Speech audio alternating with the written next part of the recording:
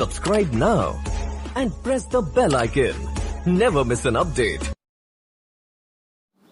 तो जैसा कि मैंने बोला कि अब हम न्यूट्रिशन ह्यूमन बींग्स में देखेंगे। मैंने कुछ जो न्यूट्रिशन में जो 5 स्टेप्स आते थे जो कॉमन है, जो कॉमन है हर एक एनिमल के लिए, वो मैंने बताया था। वो 5 प्रोसेस का मैंने नाम भी लिखवा दिया था और उसके बेसिक हिंट भी मैंने दे दिए थे। अब ह्यूमन बींग जो है, ह्यूमन बींग जो वो भी एक तरह का एनिमल ही है, तो इसका जो न्यूट्रिशन होता है, इसके न्यूट्रिशन के जो 5 स्टेप्स होते हैं वो मैं बताऊंगा। पहली बात कि जैसा कि मैंने बोला है कि मैं हर एक छोटे से छोटे पॉइंट को नोट करवाऊंगा। तो ये जो टॉपिक है इसमें डायग्राम के थ्रू समझाना बहुत इंपॉर्टेंट था, इसलिए मैंने पहले डायग्राम ले लिया। अब इस चीज़ को समझाने के बाद मैं इससे रिलेटेड हर एक पॉइंट्स को भी मेंशन कर दूंगा।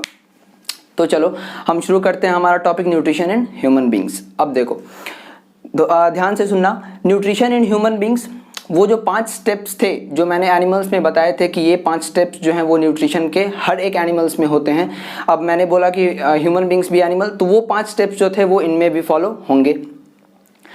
सबसे पहले जो प्रोसेस आता है वो है इंजेशन का। चलो उसको शुरू करने से पहले एक बात बता दूं कि ये जो टॉपिक है हमारा न्यूट्रिशन इन ह्यूमन बींग, इसमें अभी जो मैं बताने वाला हूँ उसमें सबसे ज़्यादा जिस स्टेप का एलाबोरेशन है वो है डाइजेशन सिस्टम। वो जो हमारा डाइजेस्टिव सिस्टम है उस चीज़ का सबसे ज़्यादा एलाबोरेशन है।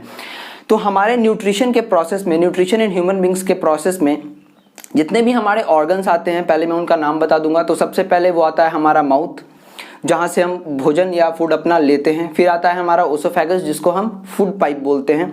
फिर आता है हमारा स्टोमक, फिर आता है हमारा स्मॉल इंटेस्टाइन, फिर आता है हमारा लार्ज इंटेस्टाइन, फिर आता है रेक्टम और फिर आता है एनस। मैंने यहाँ पे हर एक चीज़ को बता दिया है और इसके बाद पॉइंट्स भी मैं डिक्टेट करवा दूंगा। अब इस चीज़ को शुरू करने से पहले मैं एक बात बता दूं कि एक टर्म आता है जिसका नाम है एलिमेंट्री कैनाल। मैं जब पॉइंट्स बताऊंगा तो उससे रिलेटेड हर एक पॉइंट को लिखूंगा, अभी मैं बस बोलूंगा क्योंकि डायग्राम के थ्रू मुझे समझाना है। तो एक टर्म आता है एलिमेंट्री कैनाल, जिसको गट भी बोला जाता है। जिसको गट भी बोला जाता है। अब यहाँ पे एक चीज़ देखो, ये जो हमारा पाइप यहाँ से शुरू हो रहा है, ये जो हमारा पाइप शुरू हो रहा है, ये भी पाइप का ही पार्ट है। ये भी एक पाइप का ही पार्ट है। यहाँ पे इस पाइप का शेप चेंज हो गया है, फिर यही पाइप आगे गया, फिर यहाँ घुमा, फिर यहाँ घुमा, यहाँ तक आया। तो ये जो पूरा पाइप जो यहाँ से लेके यहाँ तक है उसको हम एलिमेंट्री कैनाल बोलते हैं और इसको हम गट भी बोलते हैं। In other words it is also known as gut. अब इसकी लंबाई जो जनरली ह्यूमन बींग में होती है वो होती है 9 मीटर की। ये बहुत सरप्राइजिंग चीज़ है कि हमारे बॉडी के अंदर एक 9 मीटर लंबा पाइप होता है जिसको एलिमेंट्री कैनाल या गट बोला जाता है। तो अब हम उस चीज़ को शुरू करेंगे। सबसे पहला जो स्टेप था न्यूट्रिशन में वो मैंने क्या बताया, इंजेशन। तो यहाँ भी वो चीज़ होगा। तो इंजेशन के प्रोसेस में होता क्या है कि जो हमारा फूड होता है उसको हम लेते हैं। मतलब द प्रोसेस और the step of nutrition by which we take our food into our mouth, that we call as nutrition. इस प्रोसेस के थ्रू जो फूड होता है हमारा, हम उसको अपनी बॉडी में लेते हैं। और जो ह्यूमन बींग्स होते हैं उनमें एक स्पेशल ऑर्गन होता है, ये बोल लो, उस फूड को लेने का। देखो हमारे पास हमारा क्या है, हमारा मुंह है। सभी आदमी मुंह से ही भोजन लेते हैं, अपना फूड अपना मुंह से ही लेते हैं, ठीक है। अब कोई भी आदमी मुंह के अलावा कान या नाक से अपना खाना नहीं लेगा, ठीक है। तो हमारे पास एक स्पेशल ऑर्गन है, हमारे पास एक स्पेशल पार्ट है हमारे बॉडी का, मुंह, जिसका काम ही है खाना लेने का, ठीक है। उसका काम, जो मेन फंक्शन है उसका, वो है उसके खाना लेने का। मेरा प्रोसेस जो इंजेशन का था, फूड लेने का था, वो यहाँ पे कंप्लीट होता है। अब जो हमारा अगला प्रोसेस है वो है डाइजेशन का। ये बहुत इंपॉर्टेंट है, ध्यान से सुनना, बहुत अच्छे वर्ड्स में समझाऊंगा और आसानी से समझ में आएगा। तो जो हमारा डाइजेशन का बात है, देखो मैंने फूड ले लिया, ठीक है, मैंने अपना फूड ले लिया। अब जो हमारा ये मुंह है, अब जो हमारा ये माउथ है, जिसको हम माउथ कैविटी भी बोलते हैं। कैविटी मतलब एम्प्टी स्पेस, जगह जो थोड़ी होती है, तो ठीक है। तो माउथ कैविटी होती है जिसको हम बकल कैविटी भी बोलते हैं। ये क्या है, ये जो मेरा अंदर में जो स्पेस है उसको हम माउथ कैविटी बोलेंगे, उसको हम बकल कैविटी भी बोल सकते हैं। अब ये माउथ कैविटी या जो बकल कैविटी है, इसमें 3 चीजें हैं। हमारा टीथ जो हमारा दांत है, फिर हमारा टंग जो जीभ है, और एक सैलिवरी ग्लैंड होता है। एक सैलिवरी ग्लैंड होता है। ग्लैंड मतलब जो एंजाइम को रिलीज करता है, और मैंने 2-3 मिनट पहले एंजाइम्स के बारे में डिस्कस कर लिया था।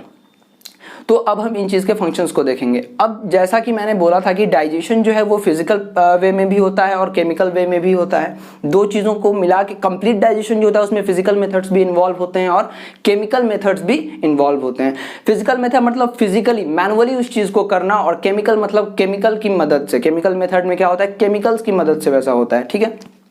तो जैसे ही हमने फूड लिया, हम करना क्या शुरू कर देते हैं, अब खाना लेके देखना तो नहीं है ना, टुकुर टुकुर जिसको बोलते हैं वो करना तो नहीं है, ठीक है। तो जैसे ही हम अपना फूड अपने अंदर लेंगे उसके बाद हम मुंह को चलाना शुरू करते हैं। कमॉन, क्या करते हैं, हम अपने दांतों से उस फूड को छोटे छोटे टुकड़ों में तोड़ना शुरू कर देते हैं, मतलब बाइट करते हैं हम चीज़ों को और ब्रेक कर देते हैं। तो हम यहाँ पे ये चीज़ बोल सकते हैं कि जो हमारा टीथ है वो फिजिकल डाइजेशन में मदद करता है। हमारा टीथ करता क्या है, वो फिजिकल डाइजेशन में हमको मदद कर देता है, मैनुअली उन चीज़ों को फूड को तोड़ देता है। मतलब अब टीथ भी अलग अलग तरीके के होते हैं, वो 10th के सिलेबस में नहीं है इसलिए मैं नहीं बताऊंगा। अगर आपको नहीं पता तो आप गूगल पे सर्च कर लो, मैं बस नाम बता देता हूँ।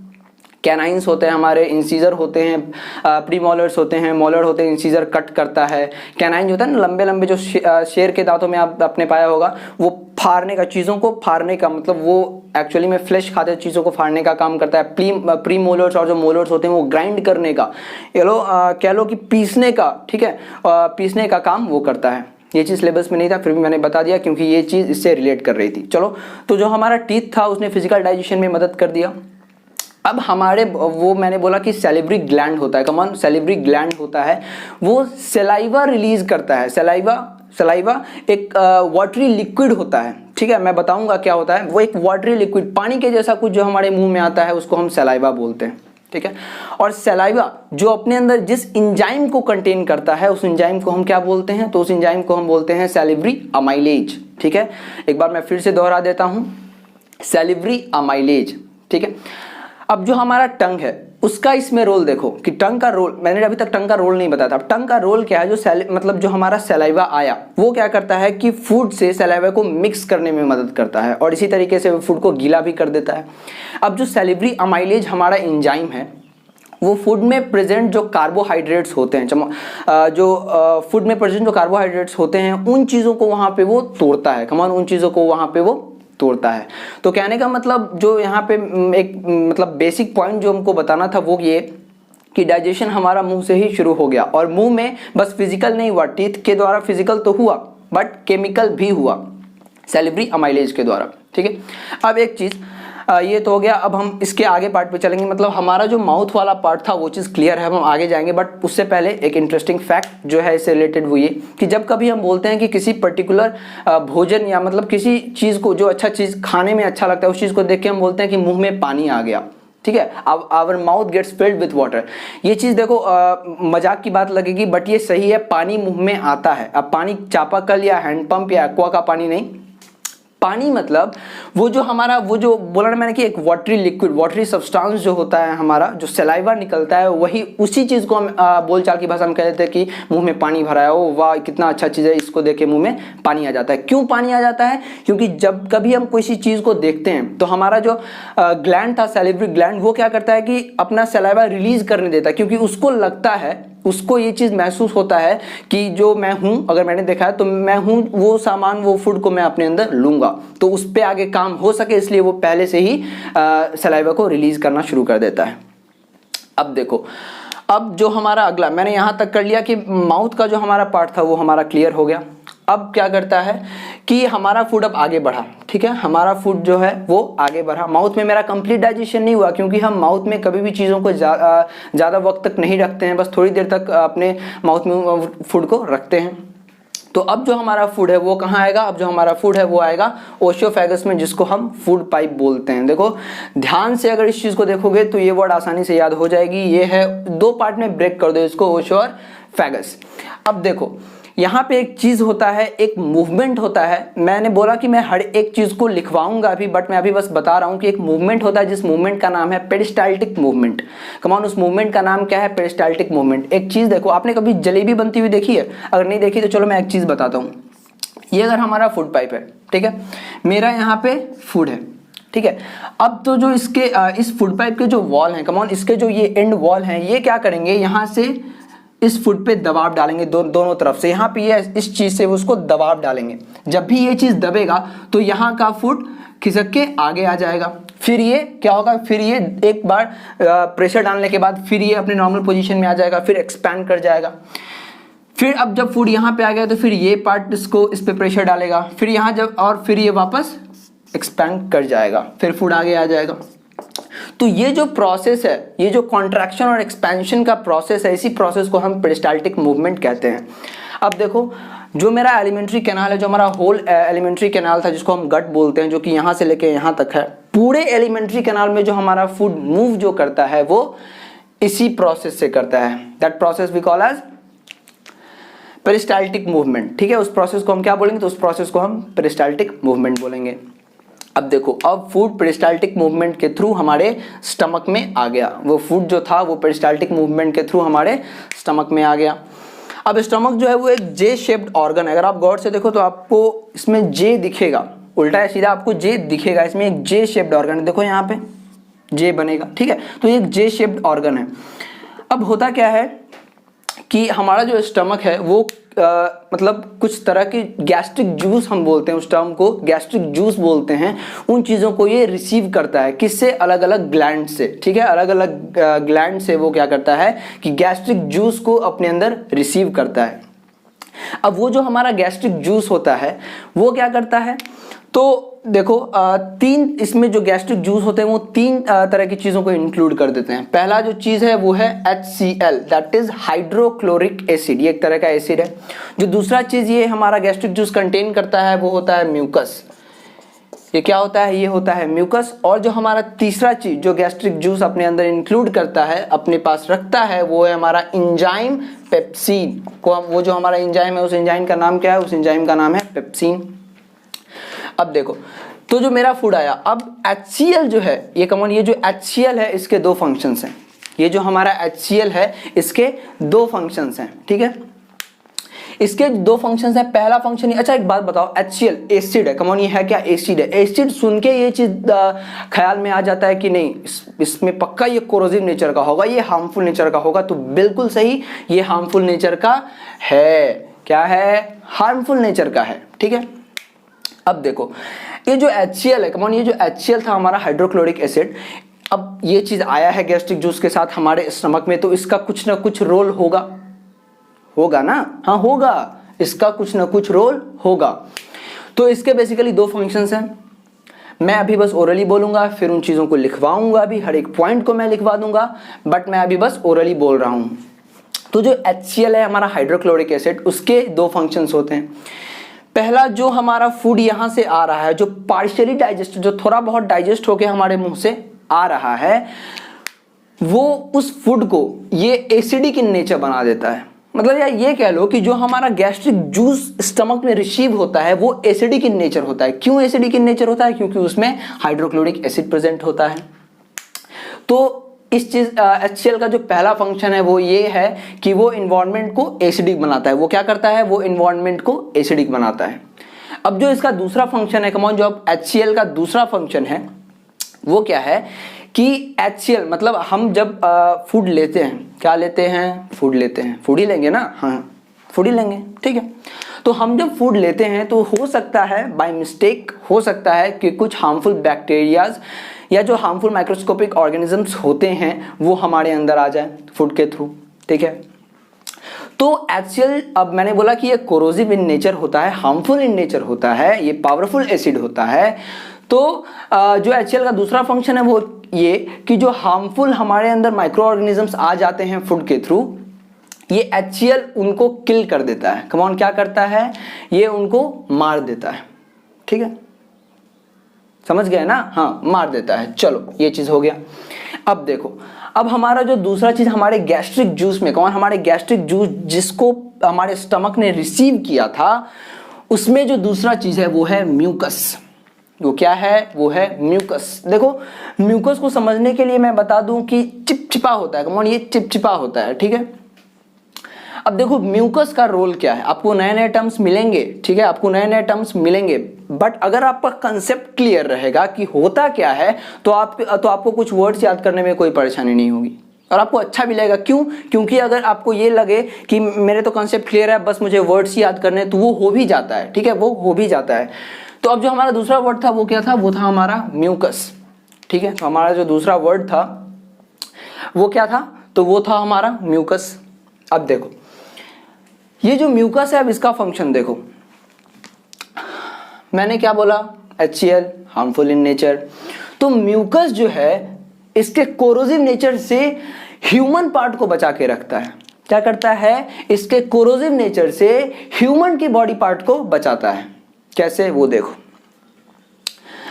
यहां मानो यहाँ पे अब मैं एक चीज बना रहा हूं, ध्यान से देखना। यहाँ पे मैं क्या बनाऊंगा, तो यहाँ पे मैंने बनाया स्टमक। क्या बनाया, स्टमक बनाया।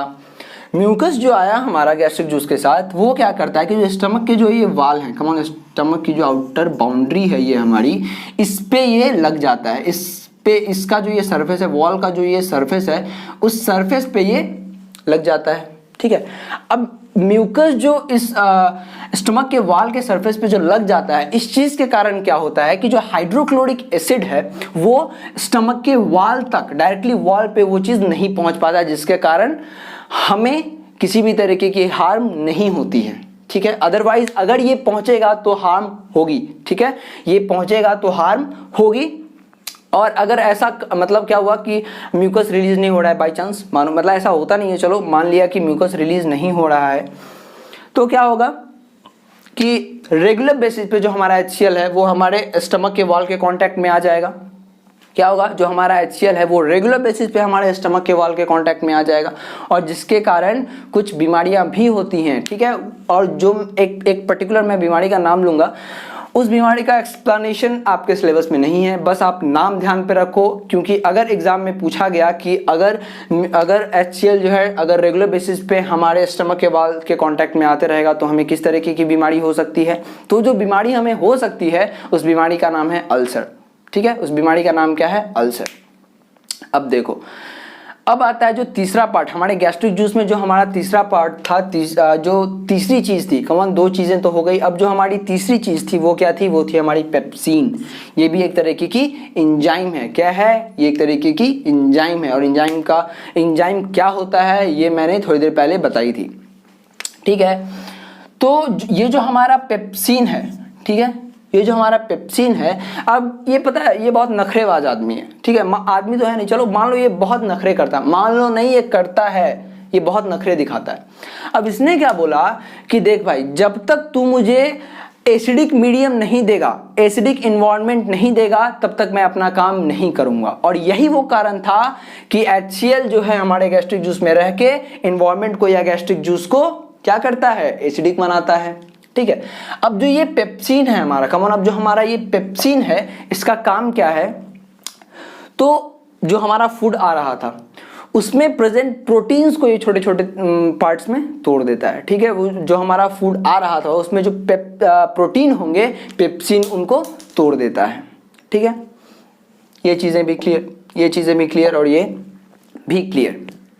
अब देखो, अब इसी तरीके से काम कुछ देर हमारे स्टमक में चलेगा। ठीक है, और लगभग 3 घंटे तक हमारा फूड जो है वो स्टमक में होता है। अब देखो, अब जो फूड है वो हमारा स्टमक के थ्रू हमारे इंटेस्टाइन में आएगा। ठीक है, वो हमारे स्टमक के थ्रू हमारे इंटेस्टाइन में आएगा, और इंटेस्टाइन में आने के लिए यहाँ पे एक मसल होता है, मान लो यहाँ पे एक मसल होता है जिसको हम स्फिंक्टर बोलते हैं। क्या बोलते हैं हम उसको, स्फिंक्टर बोलते हैं। ठीक है, अब मान लो यहाँ कोई पाइप है, ठीक है, यहाँ कोई पाइप है ये, और ये यहाँ पे स्फिंक्टर मसल यहाँ पे अटका पड़ा है। ठीक है, तो जब भी इस पे लोड पड़ेगा फूड का, ये ऐसा झुक जाएगा। ठीक है, थोड़ा सा फूड जाएगा फिर ये ऐसे हो जाएगा, फिर थोड़ा झुकेगा, थोड़ा फूड अंदर जाएगा, फिर ये ऐसे हो जाएगा। तो स्फिंक्टर का काम यही होता है कि थोड़े थोड़े अमाउंट में फूड को स्मॉल इंटेस्टाइन तक वो दे। अब देखो हमारा अब आता है टर्म स्मॉल इंटेस्टाइन, ये बहुत इंपॉर्टेंट है, अब देखो ये जो हमारा स्मॉल इंटेस्टाइन है, हम इसको बोल सकते हैं कि बॉडी का वो पार्ट जहां पे डाइजेशन प्रोसेस जो है वो कंप्लीट होता है, तो वो पार्ट क्या है बॉडी का, वो पार्ट है स्मॉल इंटेस्टाइन। मतलब स्मॉल इंटेस्टाइन बॉडी का वो पार्ट है जहां पे हमारा डाइजेशन का प्रोसेस कंप्लीट हो जाता है। यहाँ पे देखा थोड़ा सा डाइजेशन का प्रोसेस हो रहा था, यहाँ भी डाइजेशन का थोड़ा ही पार्ट हुआ था, यहाँ पे डाइजेशन कंप्लीट हो जाता है। ठीक है, देखो अब जो हमारी ये स्मॉल इंटेस्टाइन है, मैंने बताया क्या था कि जो एलिमेंट्री कैनाल हमारी होती है उसकी लंबाई लगभग 9 मीटर होती है। कमॉन, उसकी जो लंबाई होती है वो लगभग 9 मीटर होती है। ठीक है, बट ये जो हमारा स्मॉल इंटेस्टाइन है इसकी खुद की लंबाई होती है 6.5 मीटर। देखो इसकी खुद की लंबाई कितनी होती है 6.5 मीटर। ठीक है, अब देखो ये होती है, मैंने ह्यूमन बीइंग का एग्जांपल दिया। क्या दिया है? मैंने ह्यूमन बीइंग का एग्जांपल दिया है कि ह्यूमन बीइंग के स्मॉल इंटेस्टाइन की लंबाई कितनी होती है, और वो होती है 6.5 मीटर। अच्छा, अब देखो कि मैंने ये ह्यूमन बीइंग के लिए बोला, लेकिन जो मेरे जितने भी एनिमल्स हैं उन सारे एनिमल्स का जो स्मॉल इंटेस्टाइन की लंबाई होती है वो 6.5 ही नहीं होती। कहने का मतलब कि हर एक एनिमल के जो स्मॉल इंटेस्टाइन की लंबाई होती है वो सिमिलर या एक नहीं होती है। जो स्मॉल इंटेस्टाइन की लंबाई होगी वो उनके फूड हैबिट पर डिपेंड करेगा कि वो किस तरह का फूड ले रहे हैं। ठीक है, अब क्या है कि जो मतलब अच्छा काऊ का एग्जांपल ले लो, काऊ, बफेलो ले लो, ऑक्स ले लो, उनकी जो स्मॉल इंटेस्टाइन होती है वो हम लोगों से भी ज़्यादा बड़ी होती है। कौन? उनकी जो स्मॉल इंटेस्टाइन होती है वो हम लोगों से भी ज़्यादा बड़ी होती है। क्यों? क्योंकि जो वो ग्रास अपना उनका जो बेसिक फूड है ग्रास, बेसिक फूड है उनका वो ग्रास, तो वो जब लेते हैं तो उसमें एक तरह का कार्बोहाइड्रेट प्रेजेंट होता है, जिस कार्बोहाइड्रेट का नाम क्या है? देखो यहाँ पे मैं लिख रहा हूँ सेल्यूलोज। उस स्पेशल कार्बोहाइड्रेट का नाम जो है वो सेल्यूलोज होता है। मतलब ग्रास में एक कार्बोहाइड्रेट प्रेजेंट होता है जिस कार्बोहाइड्रेट का नाम क्या है? सेल्यूलोज। और ये सेल्यूलोज जो है ये बहुत कॉम्प्लेक्स चीज़ है, तो इसको डाइजेस्ट करने के लिए आपकी इंटेस्टाइन, स्मॉल इंटेस्टाइन जो है वो लंबी होनी चाहिए। क्यों? क्योंकि लंबे समय तक उस पर डाइजेशन का काम चलते रहे। ये भी हमारा जो इसमें एक चीज़ था, ये टर्म ये हो गया। अब जो हमारा स्मॉल इंटेस्टाइन है वो दो तरीके के ग्लैंड के रिसीविंग्स को अपने पास रखता है, दो तरीके के ग्लैंड के सेक्रेशंस को रिसीव करता है, ऐसा हम बोल सकते हैं। पहला जो है वो है हमारा लिवर, यहाँ मैंने लिखा लिवर, और जो दूसरा है वो है हमारा पैनक्रियाज। ठीक है, अब देखो लीवर जो है वो एक तरीके का जूस बनाता है जिसको हम बाइल बोलते हैं। उसको हम क्या बोलते हैं? तो उसको हम बाइल बोलते हैं। कमान होता है ना, आप सुनोगे कभी बाइल जूस, लीवर क्या बनाता है? तो बाइल जूस। अब ये जो बाइल है इसके दो फंक्शंस, अब देखो यहां से जो मेरा फूड आ रहा था उसको हाइड्रोक्लोरिक एसिड ने क्या किया? एसिडिक बना दिया था। उसी कारण से ये जो बाइल है ये क्या करेगा कि अब जो फूड यहां पे आएगा जो एसिडिक था पहले से, उसको ये बेसिक बना देता है, अल्कलाइन बना देता है, जिसको हम बोलते हैं कि वो एसिडिक फूड को अल्कलाइन बना देता है। क्यों? ताकि जो पैनक्रियाज, ये जो पैनक्रियाज है इसके जो सिक्रेशंस होंगे, इसके जो एंजाइम्स होंगे वो उस पर एक्ट कर पाए। ये भी बहुत नखरे वाला है, ये भी बहुत नखरे करता है कि मुझे अल्कलाइन मीडियम दो तब मैं अपना काम करूंगा। ठीक है, तो बाइल का जो पहला फंक्शन था वो मैंने बोल दिया। अब जो दूसरा फंक्शन है वो ये कि ये फैट्स को एमल्सीफाई भी करता है, ब्रेक करता है, ताकि आगे जो इस पे एंजाइम्स आएंगे इसमें वो उसको आसानी से ब्रेक कर पाए। तो बाइल के जो दो फंक्शंस थे वो मैंने बोल दिए। मैं इनको नोट भी करवाऊंगा बट मैंने अभी बस इसको बोला है। अब ये जो बाइल है ये ग्रीनिश येलो कलर का एक लिक्विड होता है। ठीक है, ग्रीनिश येलो कलर का ये एक लिक्विड होता है जो बनता कहाँ है? जो लिवर में बनता है। जो हमारा लिवर था, ये ग्लैंड, जो लिवर एक ग्लैंड है, ठीक है, तो हमारा ये जो लिवर है ये बनता है इसी में है। बन तो गया, लेकिन होता है ना किसी चीज़, अच्छा एक बात बताओ, अगर आपने कोई सामान मैन्युफैक्चर करी तो उसको आप मतलब at the incident, at the point आप उस चीज़ को यूज़ नहीं करोगे या फिर उस चीज़ को बेचोगे नहीं, तो आप कहीं ना कहीं स्टोर करोगे। वही कंडीशन लिवर के साथ भी है। वो इस चीज़ को क्या करता है? वो गॉल ब्लैडर में, यहाँ पे है मेरा गॉल ब्लैडर, ठीक है, मैंने इसको लिखा है और यहाँ पे मैंने ये मेंशन भी कर दिया है कि गॉल ब्लैडर जो है वो बाइल को स्टोर कर लेता है। ठीक है, ये हो गया। अब देखो गॉल ब्लैडर क्या करा उसने कि बाइल को स्टोर कर लिया। अब जो हमारा पैनक्रियाज है, ठीक है, अब जो हमारा पैनक्रियाज है ये भी तीन तरीके के एंजाइम्स को डालता है। ठीक है, ये भी इसके जो सिक्रेशन होते हैं उनमें तीन तरीके के एंजाइम्स होते हैं। तो जो पहला एंजाइम होता है वो होता है पैनक्रियाटिक अमाइलेज, जो दूसरा होता है वो होता है ट्रिप्सिन, और जो तीसरा होता है वो है लाइपेज। तो जो हमारा पैनक्रियाटिक अमाइलेज है, मतलब जो एंजाइम हमारा अमाइलेज है, वो क्या करता है कि वो स्टार्च को तोड़ता है। यहाँ पे मैंने बोला था कि कंप्लीट नहीं हुआ था, तो जो बचा हुआ था मुंह में, मतलब हमारे माउथ में वो चीज़ कंप्लीट नहीं हुआ था, तो जो बचा हुआ पार्ट था उस पर जो पैनक्रियाटिक अमाइलेज है वो अपना काम करता है। अब जो ट्रिप्सिन है, कौन, अब जो ट्रिप्सिन है हमारा वो क्या करेगा? तो वो प्रोटीन पे काम करेगा, क्योंकि यहाँ पे भी स्टमक में भी प्रोटीन का पूरा तरीके से काम, प्रोटीन पे पूरी तरीके से काम नहीं हो पाया था, पेप्सिन ने पूरा काम नहीं करा था। तो ये चीज़ हमारा हो गया। अब जो तीसरा है वो है लाइपेज। वो क्या है? वो है लाइपेज। वो क्या करता है? तो वो फैट जो होता है, फैट के उसके लिपिड को, मतलब फैट जो होता है ना, लिपिड जिनको हम बोलते हैं, उनको वो ब्रेक करता है, या ये बोलो कि उनको वो इमल्सिफाई करता है। तो तीनों चीज़ों के फंक्शंस को हमने देख लिया। पहला जो था हमारा पैनक्रियाटिक अमाइलेज, वो क्या करेगा, तो वो स्टार्च को तोड़ेगा। जो हमारा ट्रिप्सिन था वो प्रोटीन को तोड़ेगा, और जो हमारा लाइसेप था वो लाइपेज जो था, सॉरी हमारा जो लाइपेज था वो क्या करेगा, वो फैट मतलब जो लिपिड्स होते हैं, फैट जिनको हम बोलते हैं, उनको वो ब्रेक कर देगा। यहीं पे चीज़ें खत्म नहीं हो जाती। अब हमारे स्मॉल इंटेस्टाइन में जो है वो और भी कई तरीके के इंटेस्टिनल जूस रिसीव होते हैं, जिनका एग्जैक्ट मीनिंग नहीं लिखा हुआ है कहीं, मतलब हमारे सिलेबस में, सॉरी हमारे सिलेबस में वो चीज़ मेंशन नहीं है, ठीक है। तो फिर वो जो जूस यहाँ पे जो सेक्रेशंस होते हैं फाइनली जो स्मॉल इंटेस्टाइन में होते हैं, वो इसमें आता है, और उसकी मदद से जो फाइनल कन्वर्जन जो है वो उसी की मदद से होता है। फाइनली क्या होता है, लास्ट में वो जो इंटेस्टिनल जूस आते हैं उसकी मदद से फाइनली क्या होता है कि जो मतलब वो जो मतलब हमारा वो मतलब मैंने क्या बोला अभी, चलो एक बार फिर से बोल देता हूँ। मैंने अभी क्या बोला, मैंने अभी बोला कि जो हमारे इंटेस्टिनल जूस हैं, ठीक है, वो फाइनल कन्वर्जन करते हैं, ठीक है। तो कार्बोहाइड्रेट को वो क्या करेगा, वो स्टार्च में चेंज कर देगा, ठीक है। प्रोटीन को क्या करेगा, अमाइनो एसिड में चेंज कर देगा, ठीक है। और फैट को वो फैटी एसिड में चेंज कर देगा, ठीक है। ये हो गया। अब जो हमारे ये तीनों कन्वर्जन हुए, ग्लूकोज में हुआ, अमाइनो एसिड में हुआ और फैटी एसिड में जो हुआ, ये जितने भी हैं ये वाटर सॉल्युबल होते हैं, ठीक है, वाटर में जो घुल मिल सके, मतलब इस हद तक इनको तोड़ा गया कि ये वाटर में घुल मिल सके। अब देखो, इसको इतना हद तक तो तोड़ लिया गया कि चलो ये वाटर सॉल्युबल बन जाए। अब क्या होगा कि हमारे स्मॉल इंटेस्टाइन में, ये ले लो, ये है हमारे स्मॉल इंटेस्टाइन, ठीक है, ये है हमारे स्मॉल इंटेस्टाइन।